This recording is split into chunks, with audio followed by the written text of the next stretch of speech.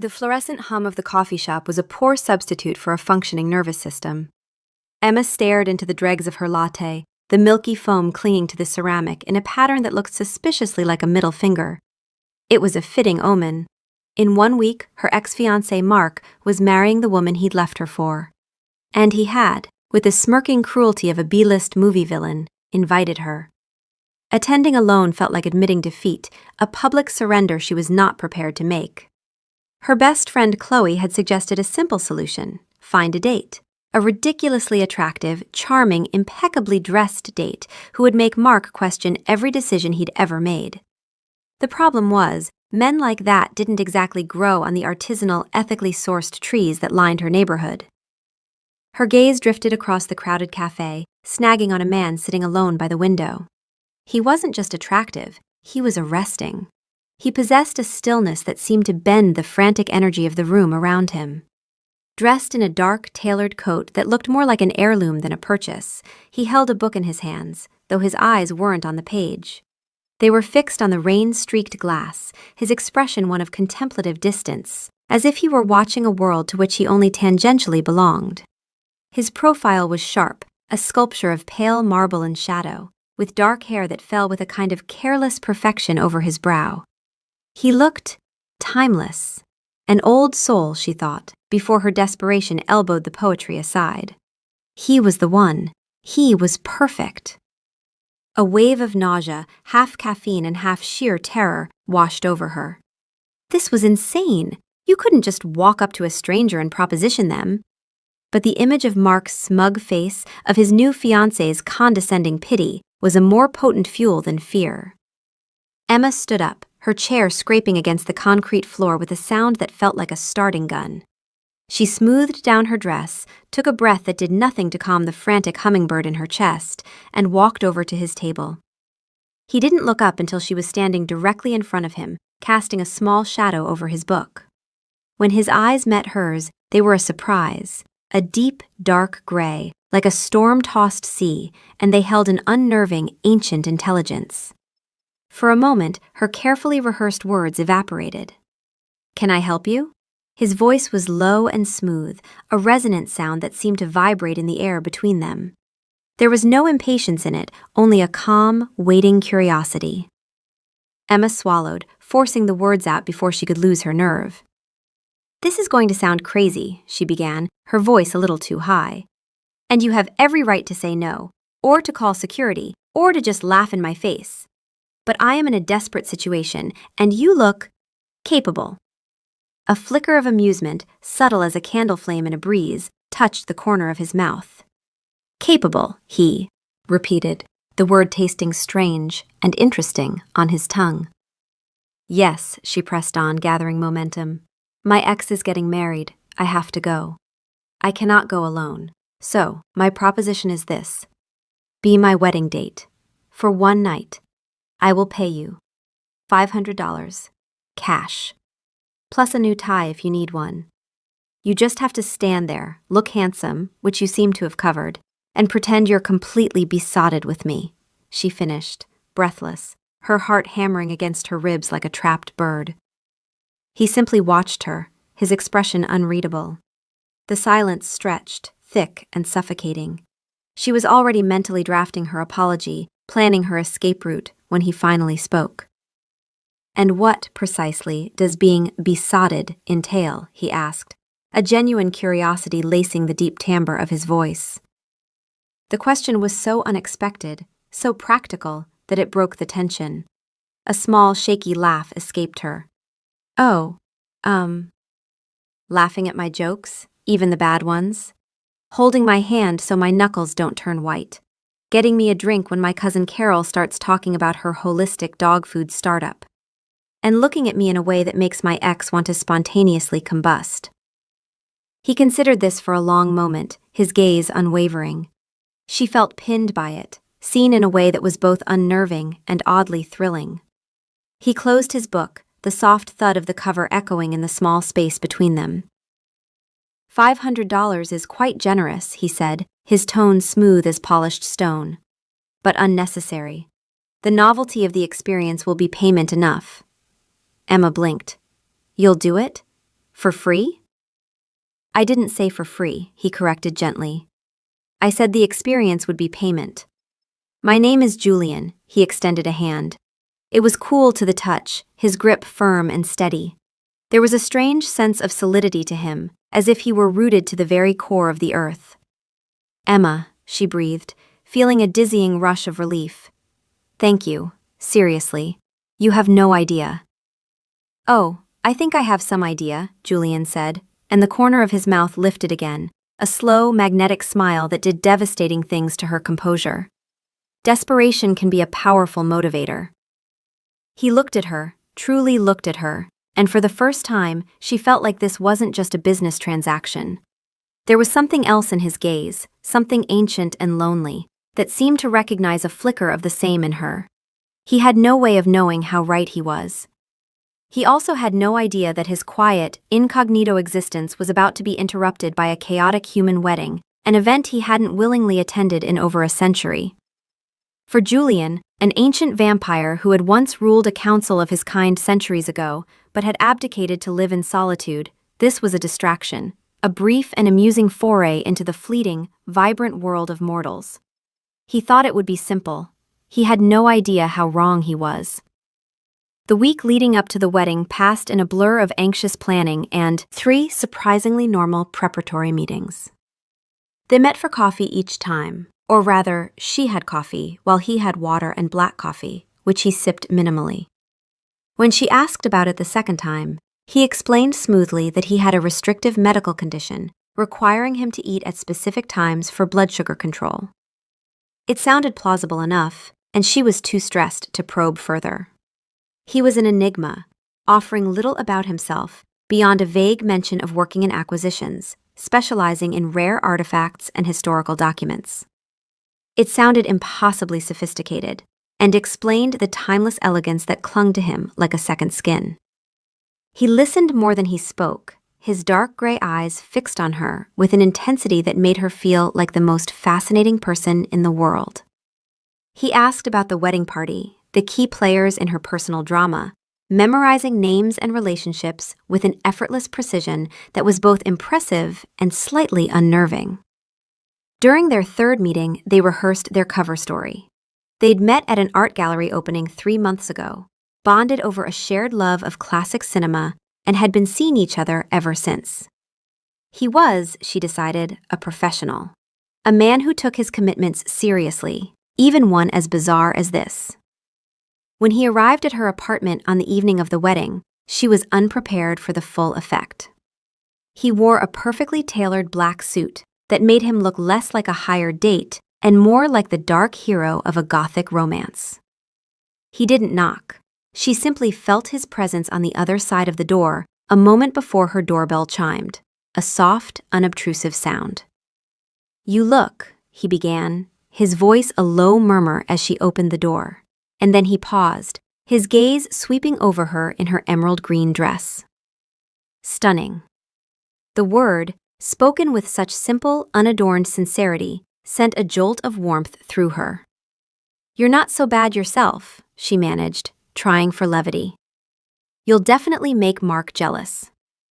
"That is the objective," Julian said, but the look in his eyes felt far more personal than a contractual obligation.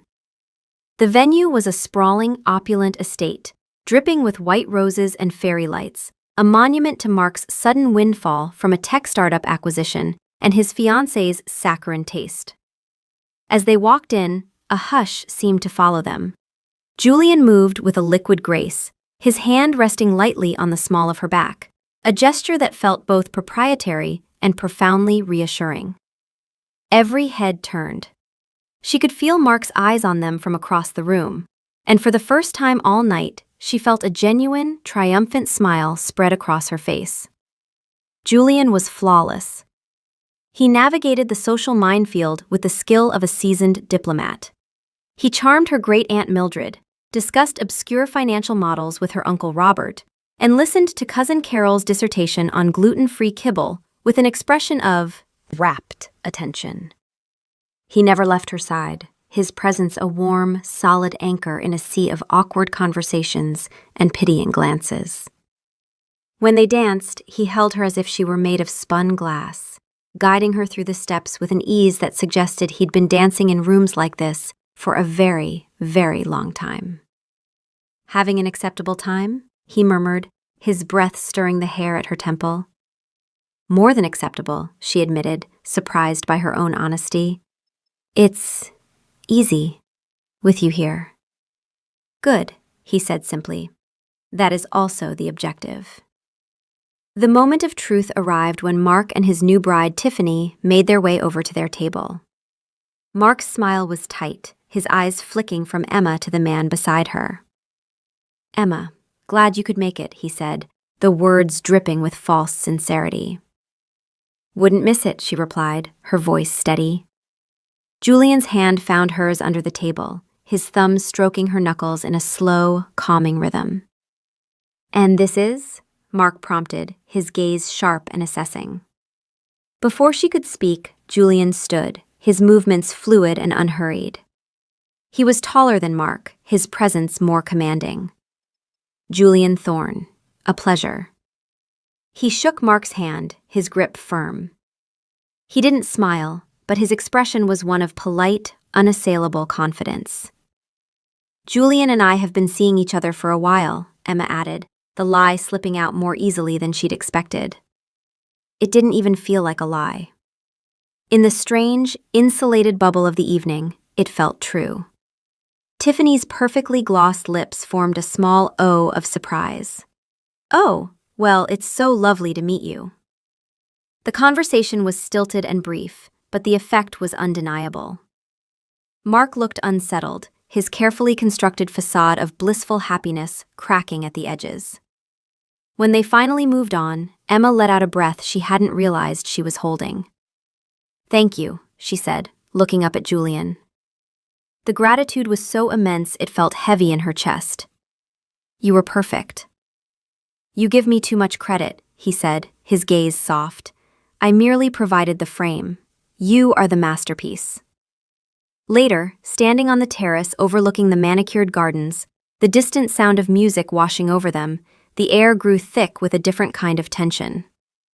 The performance was over. The night was winding down. "I can't believe it's almost over," she said, leaning against the cool stone balustrade. "I feel like I should be giving you an Oscar, not $500. "As I said, the payment is unnecessary," he reminded her. "I can't let you do this for free," she insisted, turning to face him. "It's not right." "Then don't consider it free," he said, stepping closer. The space between them shrank until she could feel a faint coolness radiating from him, a stark contrast to the humid night air. "Consider it an investment." "An investment? In what?" "In another evening," he said, his voice dropping to a near whisper. "Have dinner with me next week. A real dinner. No ex-fiancés, no paying audience, just you and me." Her heart skipped a beat. This wasn't part of the deal. The deal was supposed to end when the night did. But the thought of not seeing him again, of this incredible, effortless connection simply vanishing, left a hollow ache in her chest. She started, unsure of what to say. "Just dinner, Emma," he said, his expression softening. "I find myself curious." Curiosity. It was the same word he'd used when she first approached him. She looked into his dark, unreadable eyes and realized she was just as curious about him, about the man who could command a room without raising his voice, who listened with his entire being, and who made a fake relationship feel more real than anything she'd had with Mark. "Okay," she heard herself say, the word a quiet promise in the night air. "Yes, I'd like that."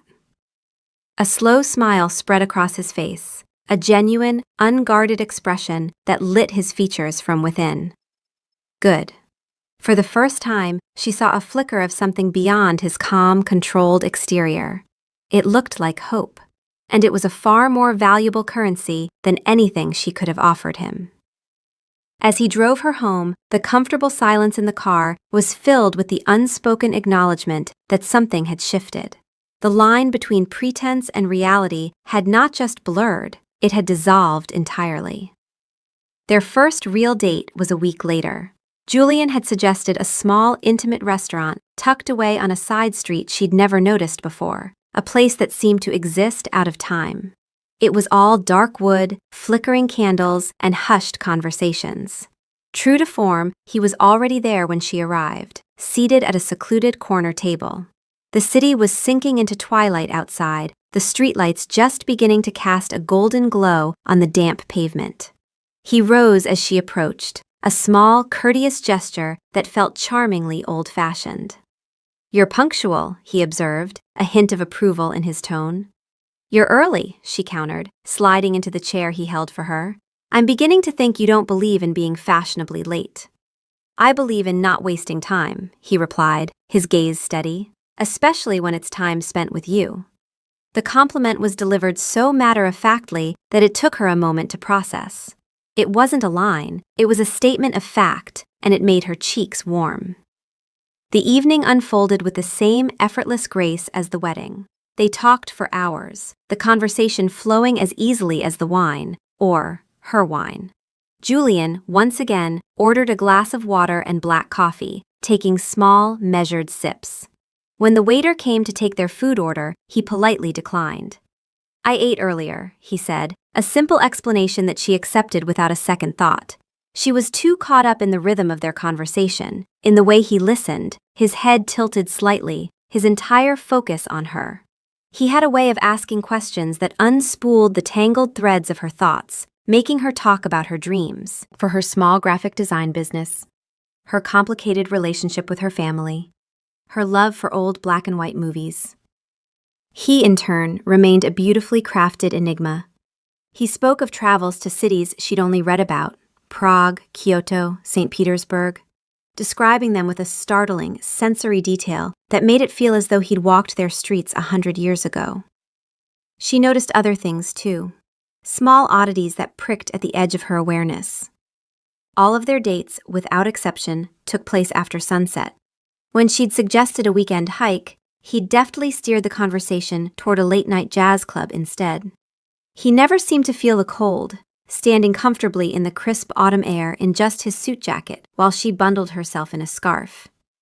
And then there was the food. He never, ever ate or drank more than water or black coffee in her presence. It became a quiet, unacknowledged pattern.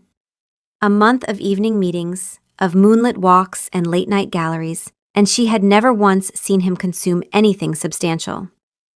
One evening, as they walked along the river, the city lights shimmering on the dark water, she decided to gently probe.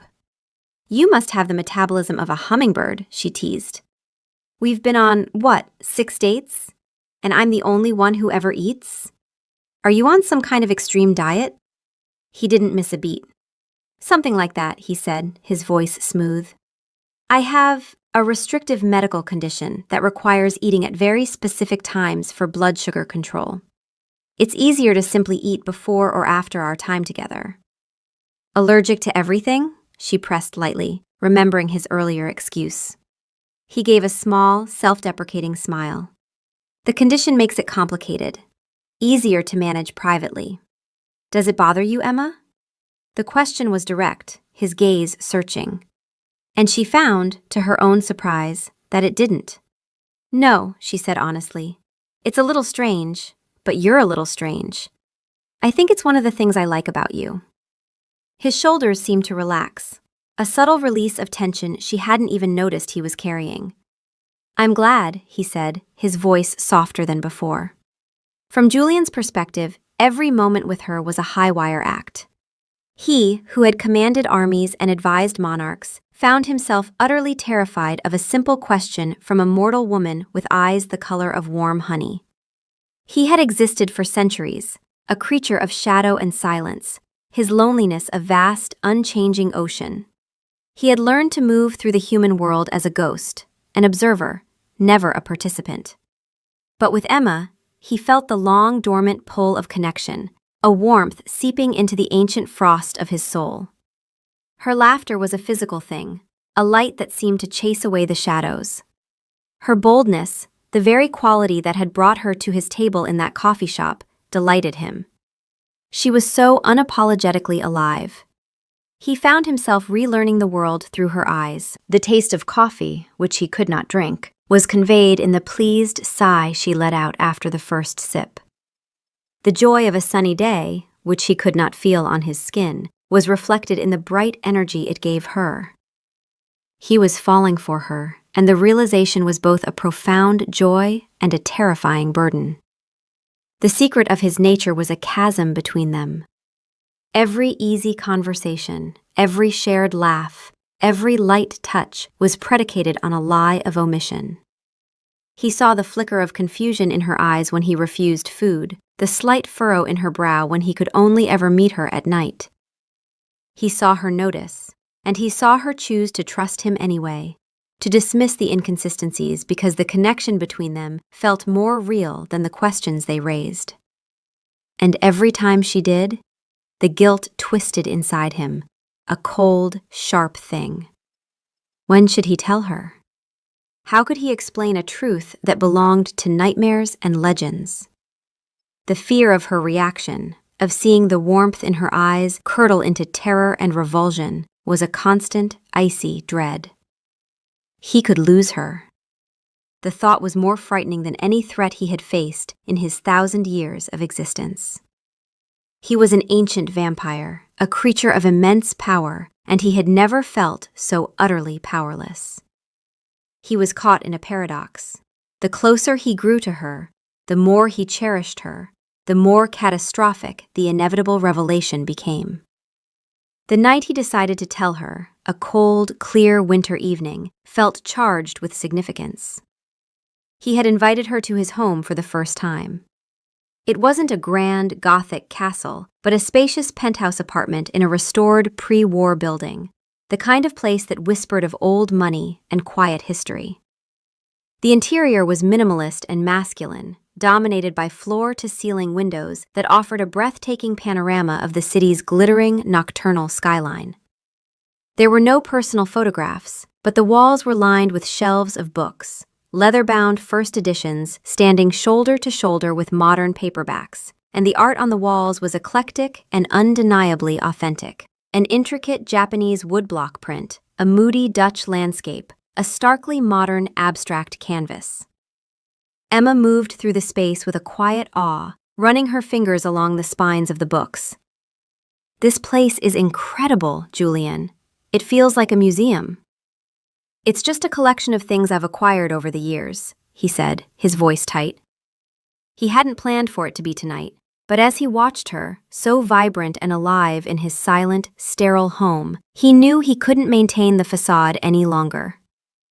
It was an insult to her, to the genuine thing that was growing between them.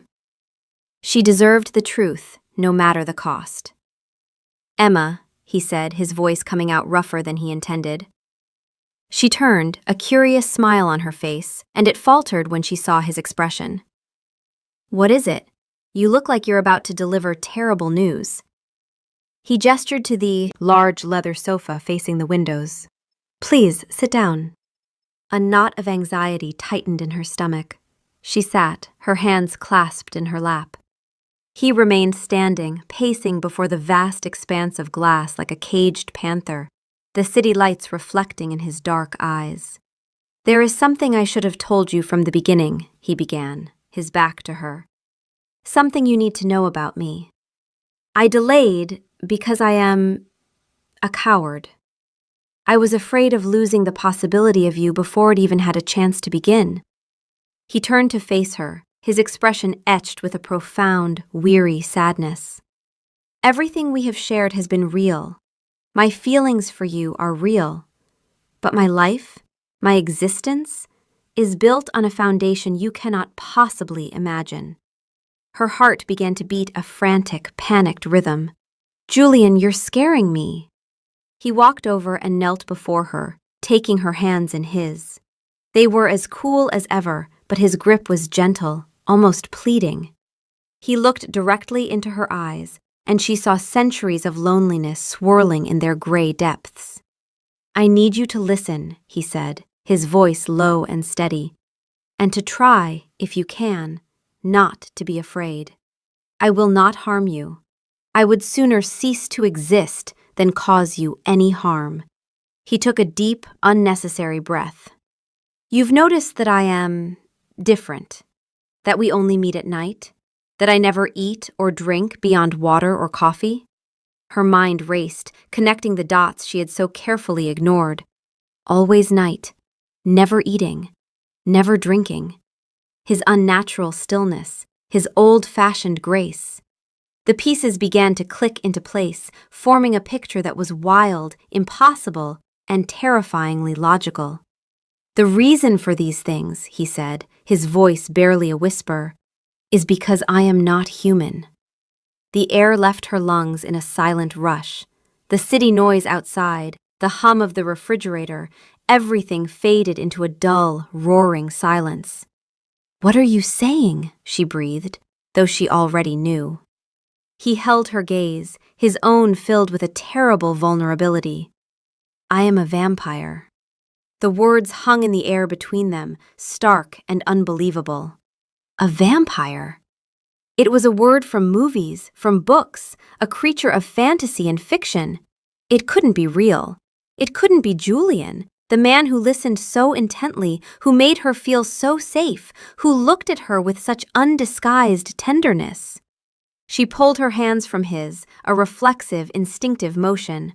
A flicker of deep, profound pain crossed his face, a wound more fatal than any stake. He didn't move, didn't try to touch her again. He simply knelt there, waiting, giving her the space she needed to shatter. Her first reaction was a wild, hysterical laugh that bubbled up and died in her throat. That's not funny, Julian. If this is some kind of elaborate joke— It is not a joke, he said, his voice utterly devoid of humor. The finality in his tone silenced her. This was real. He believed what he was saying. And as she looked at him, truly looked at him, past the handsome face and the elegant suit, she saw it. The profound, unearthly stillness. The ancient sorrow in his eyes. The subtle, predatory grace in his posture even when kneeling.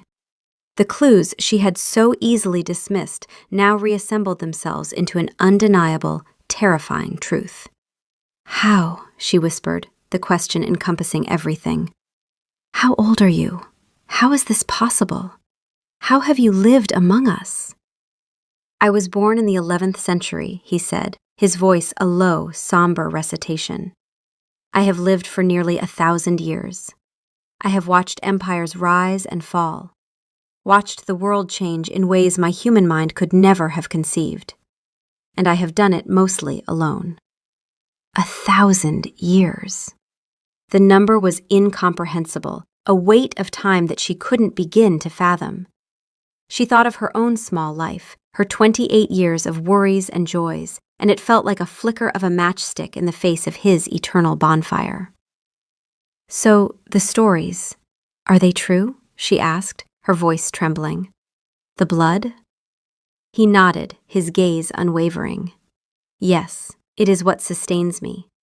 But I need you to understand, I do not hunt humans. I have arrangements with private blood banks, donated blood from willing sources, obtained legally and ethically. My kind has evolved. We've found ways to exist without causing harm. She stood up and walked to the window, her arms wrapped tightly around herself. She needed the solid glass against her back, the familiar glittering cityscape to anchor her.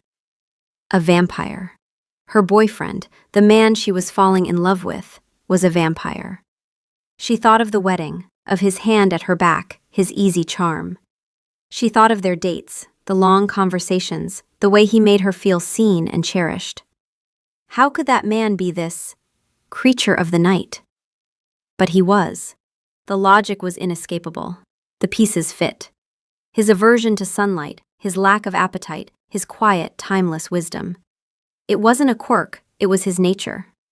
He hadn't lied to her, not with words. He had simply omitted the most fundamental truth of his existence.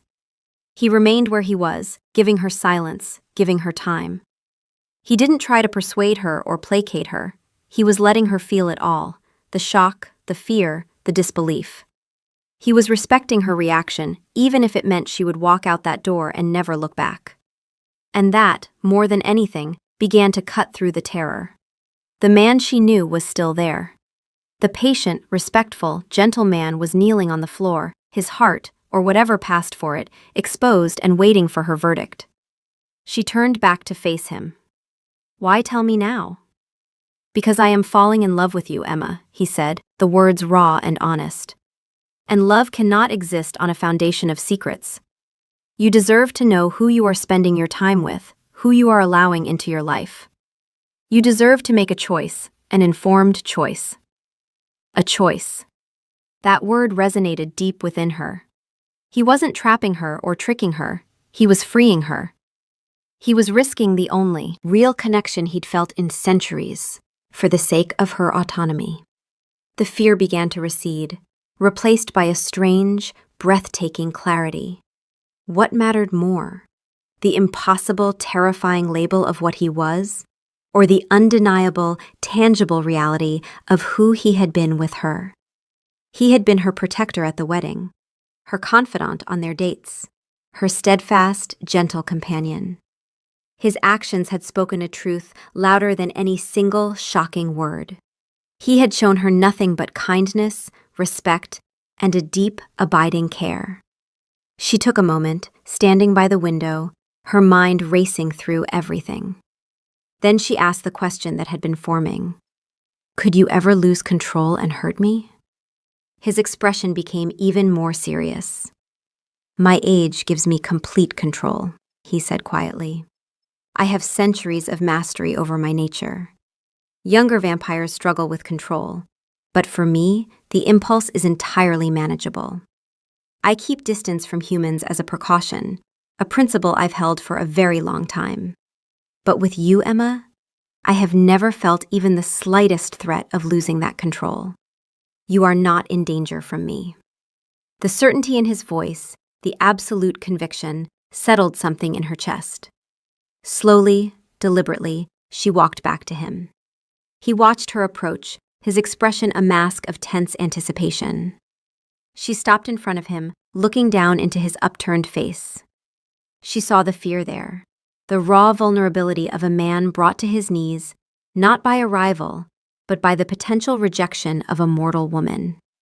Reaching out, her hand shaking slightly, she gently touched his face. His skin was cool and smooth, like marble, but it was solid. Real. He closed his eyes at her touch, a shudder running through his still frame. It wasn't a touch of passion, but of acceptance. A bridge across the chasm of 1,000 years and 1,000 secrets. "Okay," she whispered, her voice thick with emotion. "Okay, Julian." It wasn't a declaration of undying love. It wasn't a promise of forever. It was just acceptance. A choice to see the man, not the monster.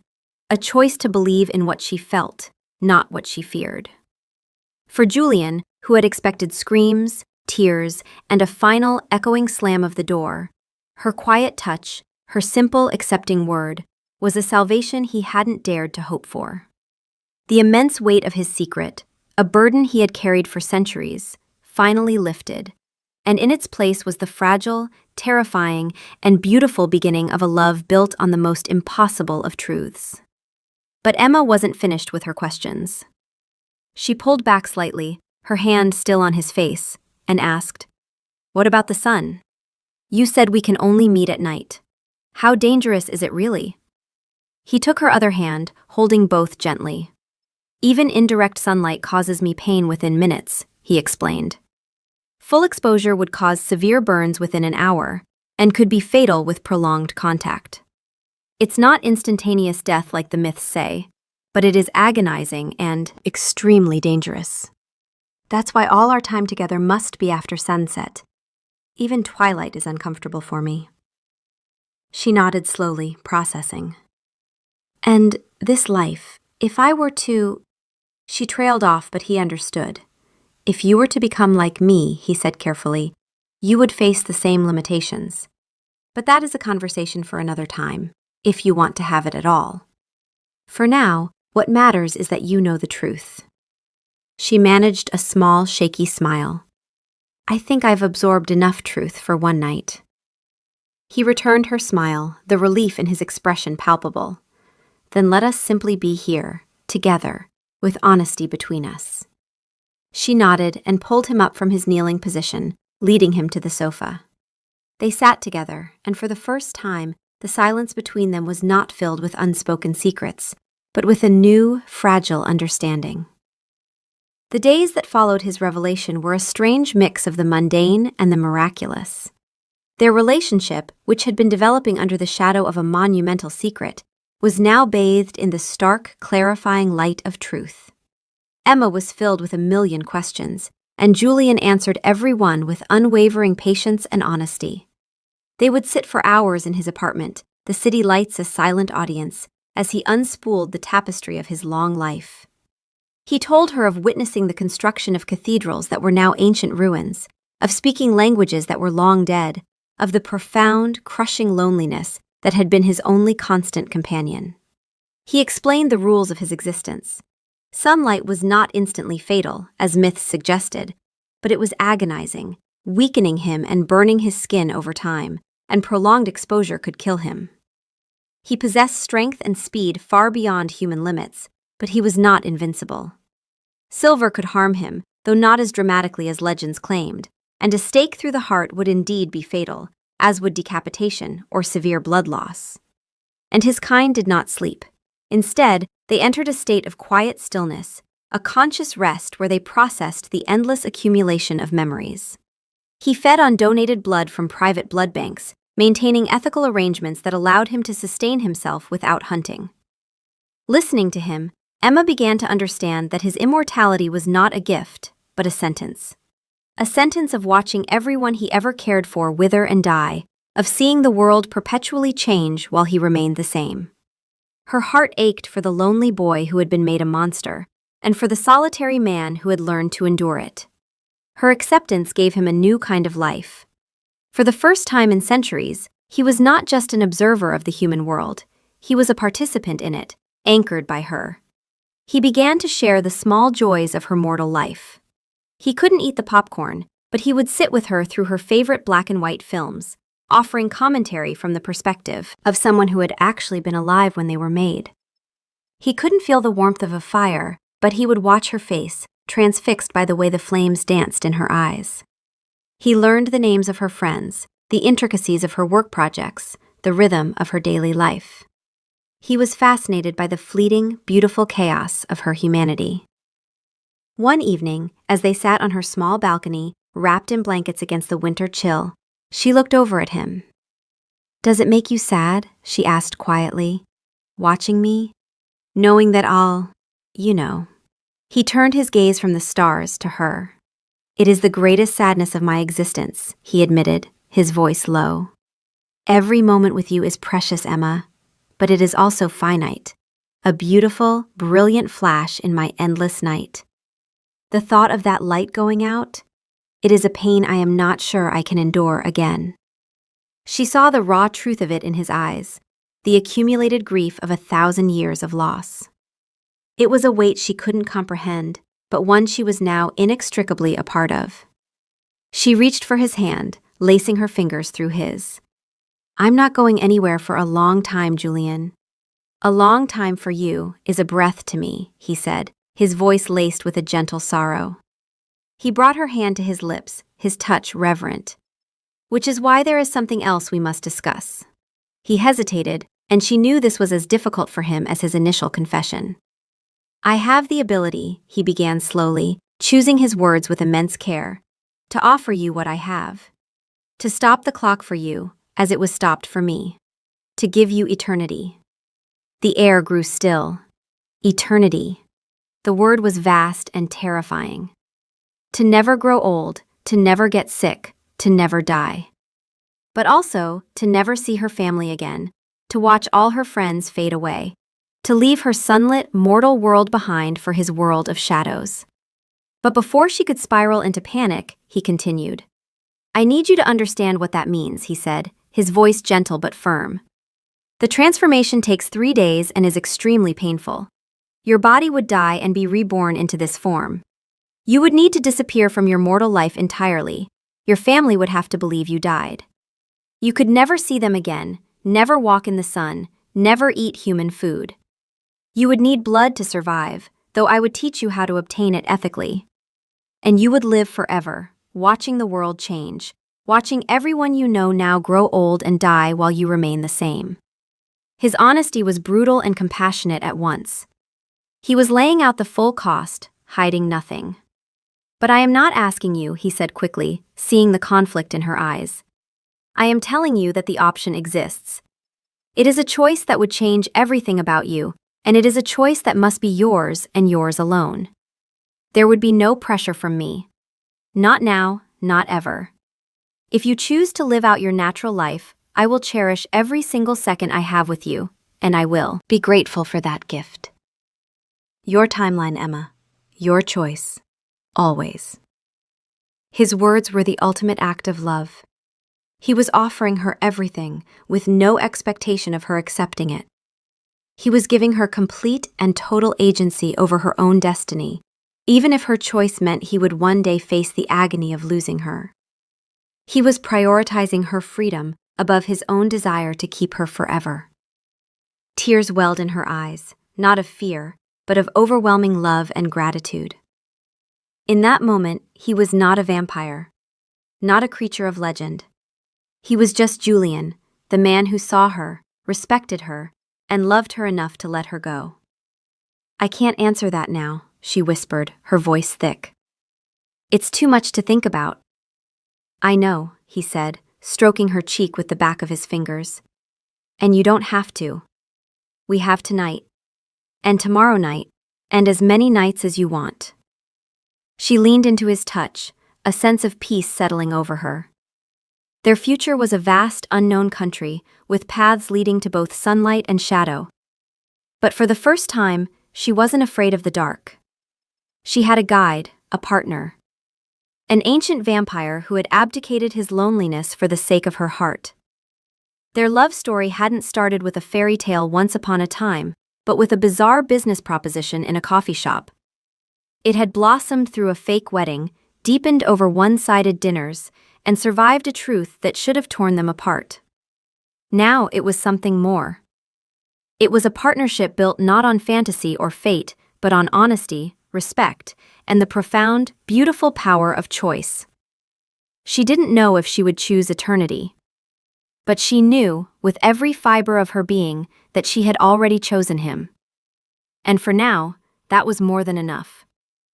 Their life together began to take on a new rhythm, a delicate dance between her world and his. By day, Emma lived her life. She met friends for brunch, worked on design projects in her sun-drenched apartment, and walked through parks feeling the grass beneath her feet. But she found herself looking forward to the sunset with an eagerness she'd never known, for twilight was when her two worlds merged. Julian, in turn, found a new purpose in her mortal routines. He would wait for her, watching from his window as the last rays of sun bled from the sky, a quiet anticipation humming within him. He learned to appreciate the world through her descriptions, the specific shade of blue in the midday sky, the taste of a new recipe she'd tried, the scent of rain on hot asphalt. He became a silent partner in her business, his centuries of observing human aesthetics and commerce providing surprisingly sharp insights into her branding projects. He had an unerring eye for balance and a deep understanding of what resonated with people, qualities that had served him well in his long existence and now served to help her land a major client. Her friends, particularly Chloe, were mystified. They saw the profound change in her. The lingering sadness from her breakup with Mark had vanished, replaced by a quiet, radiant confidence. I don't get it, Chloe said one afternoon, stirring sugar into her iced tea. This Julian guy, he's perfect. He's gorgeous, he's brilliant, he treats you like a queen. But he's also a total ghost. No social media, no pictures, and he only ever comes out at night. Is he a spy? Or in witness protection? Emma felt the weight of the secret press against her chest. She wanted to tell Chloe, to share this monumental truth with her best friend. But it wasn't her secret alone. It was Julian's existence, his safety. Something like that, she said. echoing Julian's own evasiveness. She saw the flicker of hurt in Chloe's eyes at being shut out, and it created a small fissure in their friendship. That evening, she told Julian about the conversation. "I almost told her," she admitted. "It felt wrong to lie to my best friend." He took her hand, his expression understanding. "The secret is a burden," he said gently. "I know that. And it creates distance between you and the people you love. If you feel you must tell her, I will not stop you. But understand that once the truth is spoken, it cannot be taken back. And it would put her in a position of carrying a secret that could endanger both of us if it spread." Emma nodded slowly, understanding the weight of it. "The secret isn't mine alone to share," she said finally. "And I chose this, chose you, chose this life. I'll find a way to navigate it. But it means there's a part of my life Chloe can't be part of anymore." Julian squeezed her hand. "I'm sorry for that loss," he said sincerely. "The cost of loving me is higher than it should be." But their peace was not to last. 3 months into their honest relationship, Julian came to her apartment one evening with a tension in his shoulders she'd never seen before. His usual calm was fractured, replaced by a coiled, dangerous energy. "What's wrong?" she asked immediately, setting down her sketchbook. "We have a problem," he said, his voice low. "Someone from my past has arrived in the city, another vampire. His name is Victor, and he was part of the council I once led. He's not pleased that I've been living in isolation, and he's even less pleased that I've taken a human companion." The word companion sounded too gentle for the possessive rage Julian described. "Victor believes humans are beneath us," he continued, pacing her small living room like a caged animal. "He sees your presence in my life as a weakness, a betrayal of our kind. And he's made it clear that he intends to address the situation." Fear, cold and sharp, lanced through her. "Address the situation? What does that mean?" "It means you're in danger," Julian said bluntly, turning to face her. "Victor is old, powerful, and he has no regard for human life. He sees you as a problem to be eliminated. I won't let that happen."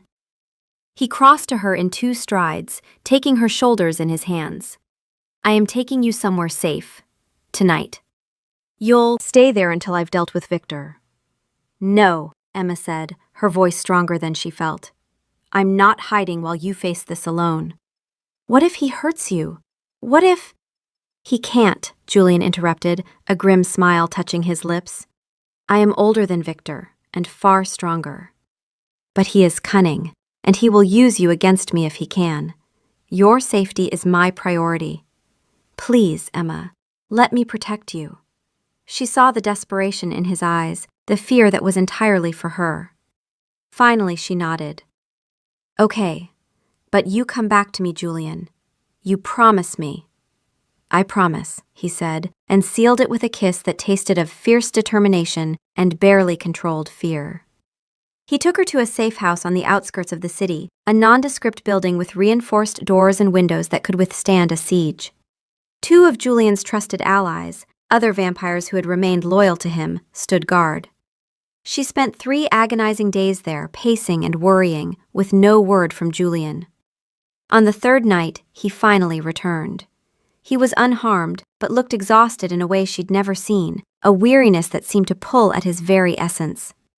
"It's done," he said simply, pulling her into his arms. "Victor has been dealt with. He's agreed to leave the city and leave us alone." "What did you do?" she asked, her voice muffled against his chest. "I reminded him why I was once his leader," Julian said, his voice hard. "And I made it clear that any threat to you would be met with the full extent of my power. He won't trouble us again."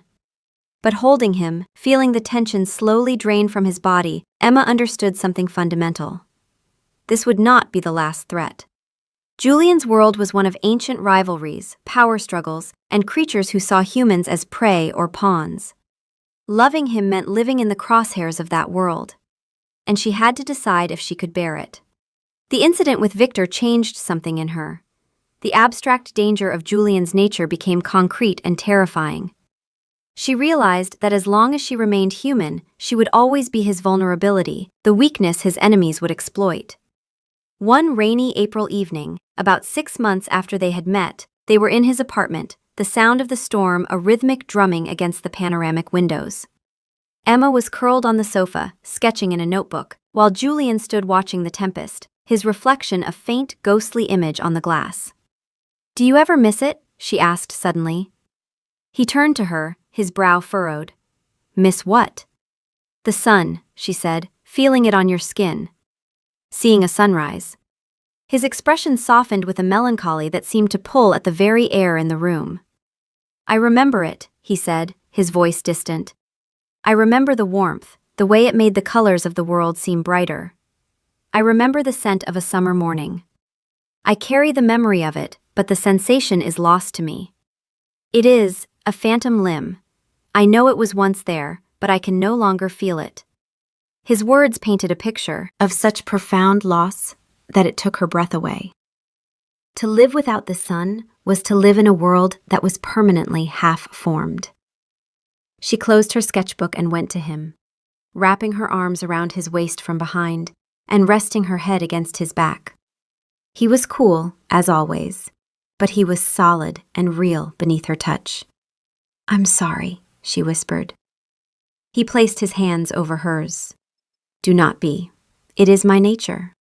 But," he added, his voice dropping, "being with you, it is like feeling a different kind of warmth, a different kind of light."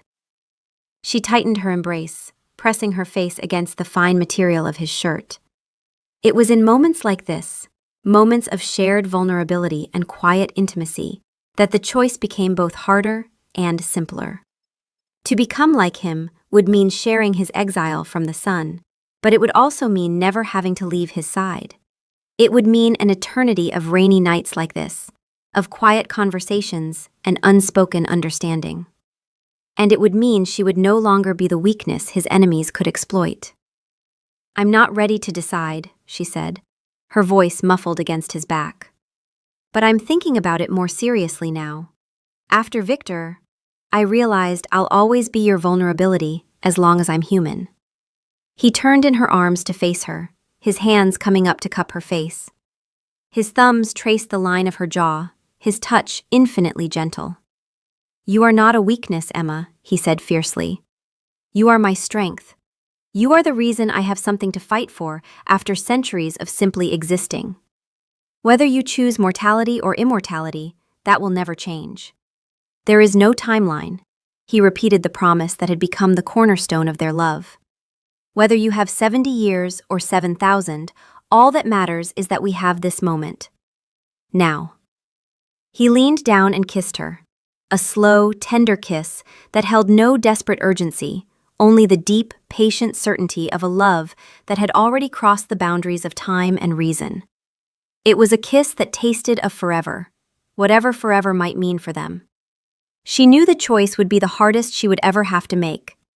But looking up into Julian's ancient, loving eyes, she also knew that she wouldn't be making it alone.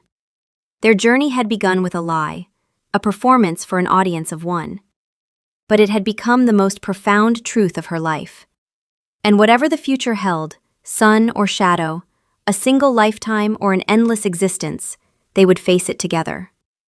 Their love was a quiet rebellion against the rules of both her world and his, a testament to the idea that true connection is not about what you are, but who you are, and that the greatest power of all is the freedom to choose.